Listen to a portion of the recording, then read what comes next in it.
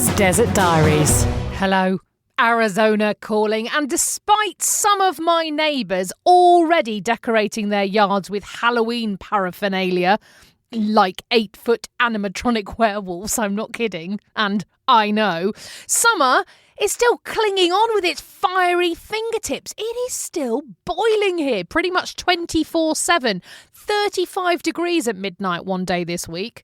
I have literally forgotten what it's like to be a bit chilly. Because it is still so hot, there is still a lot of wildlife around in the evenings, and this week I had a close encounter with one of the locals.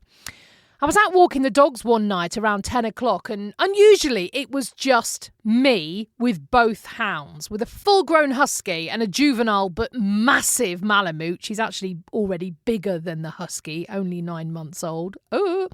It's usually a two-person job to take out both of the dogs, if you want your arms to remain in the sockets anyway. But Dave was done in from work, he'd fallen asleep on the sofa, and so I ventured out alone. And all was going fairly smoothly. I mean, the usual battle to keep your arms attached every time they spot a rabbit, which around my neighbourhood is about 6 times every single walk. There are loads of bunnies around here. All generally was going very well. Then I turned the corner in the street, and we're talking full-on suburbia here. I mean, detached houses of various sizes, all fairly close together. We're not talking huge plots of deserty land or anything like that. But I turned the corner and came face to face with the biggest coyote I've ever seen, and the closest I'd ever been to one as well, just trotting down the middle of the road, just a couple of feet away from me, like he owned the joint. Now, coyotes usually anywhere between the size of very big foxes and small Labradors, but they're super skinny. They've got quite foxy faces as well. This one was a big lad. Nearly as big as Juno the husky. But as I said, he was totally unfazed to come across one human and 2 dogs late at night. He didn't break stride, he didn't turn his head, just trotted on past. My 2 hounds, on the other hand, went berserk. Now, there was no barking, but they both instantly went into some kind of zone, panting really loudly, pulling like mad on their leads, doing that sort of leaping up and their front paws coming off the pavement and straining like anything to get to that coyote. It made me realise that when they pulled on leads to try and get after rabbits, they had only unleashed a very small percentage of their strength because, good grief, this was a whole new experience. I have no idea how I managed to stay upright, let alone hold on to the both of them, because they really wanted to get to that coyote. Now, after what seemed like absolutely ages, but was probably about 10 seconds, I felt the leads slipping out of my hands, and I shouted out loud in complete and utter despair, as loudly as I could, "Dogs!" And I tell you what, it worked. It broke the spell, and they stopped straining and gasping and panting, and I could actually turn around and walk away. Now, what my shouting also did was get the attention of the coyote, who, despite having paid us no attention before, now stopped dead, turned his head, and stared straight at me. So I stared right back, and I said, "Not you," and he trotted on. Now, I wasn't worried about the dogs getting hurt if they'd managed to get off their leads, more that they would have chased that coyote through gardens, across the whole neighbourhood, causing goodness knows how much destruction. And anyone who knows snow dogs can attest that they're not exactly reliable when it comes to recall, especially when their prey drive is at full throttle.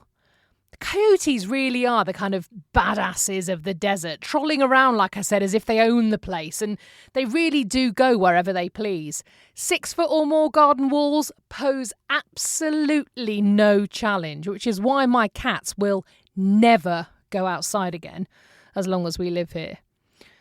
You remember our beautiful cat Mitten, who was killed by a coyote just a month or so into us living here, as we had no idea that a walled garden was absolutely no measure of safety.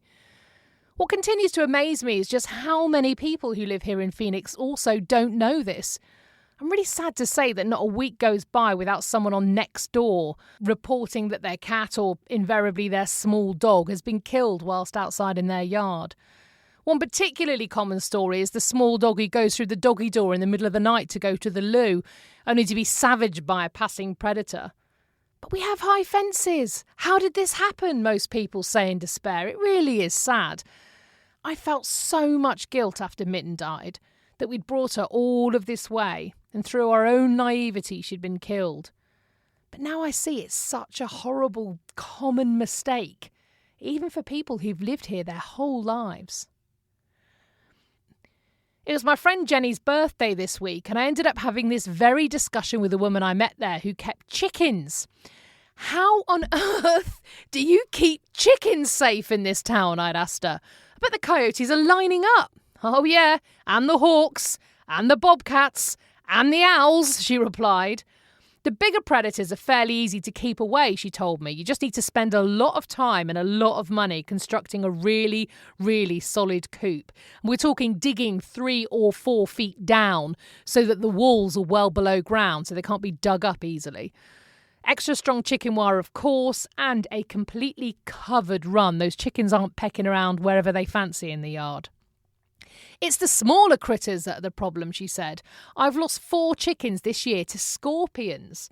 They, of course, can walk right on through the wire.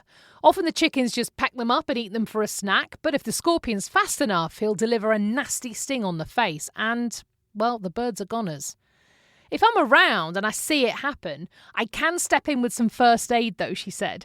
Apparently she's saved about 10 birds this year by this method. I had to ask, what kind of first aid can you give a chicken for a scorpion sting?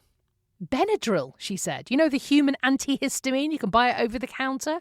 Oh yeah, half a teaspoon of that, pour it down their throats, and then you have to sit with them and hold their head up for about an hour. Apparently the sting of a scorpion will close up their throats if left untreated, which causes them to die. But if you hold their heads up, that keeps the airways open, and along with the Benadryl, the effects of the sting are minimal, and they can get on with their chickeny day. Look at that. There's a lesson I bet you didn't think you'd learn this week.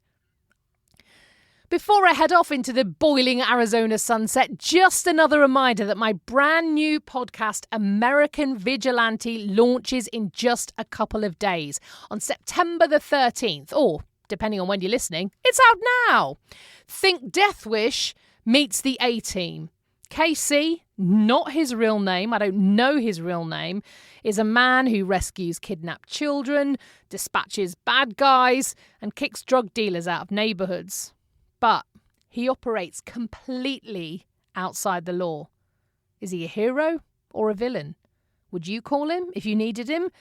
Or do you think he should be behind bars? Is he even telling me the truth?